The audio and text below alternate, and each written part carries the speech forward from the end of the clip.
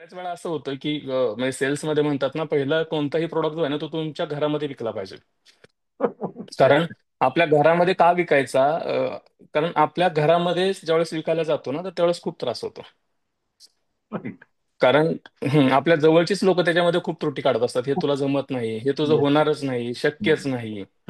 तर मी Correct. म्हणतो तुम्ही पहिल्यांदा घरामध्येच विका.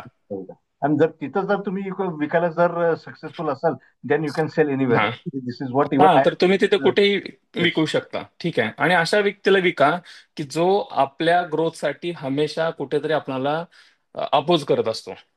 ठीक आहे. सेल इट आणि टू.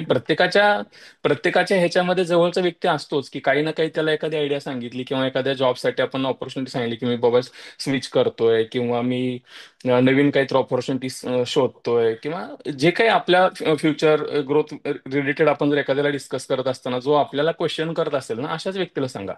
आणि फर्स्ट त्याला विका, कारण तोच सर्वात जास्त पहिला आपला कस्टमर असेल. म्हणजे कस्टमर नाही म्हणता येणार, परंतु त्याला कन्व्हिन्स करा. येस.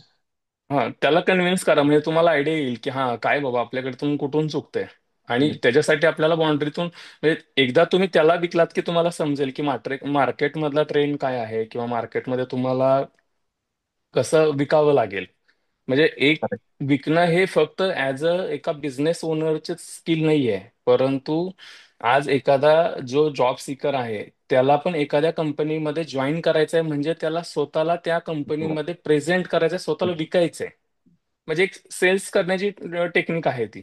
म्हणजे तो स्वतःला म्हणजे ऍज अ एखाद्या कंपनीमध्ये जॉईन करणं म्हणजे इंटरव्ह्यू दिली, परंतु त्या कंपनीमध्ये त्याला स्वतःला एक्सप्लेन करता आलं पाहिजे की मी का बेस्ट आहे.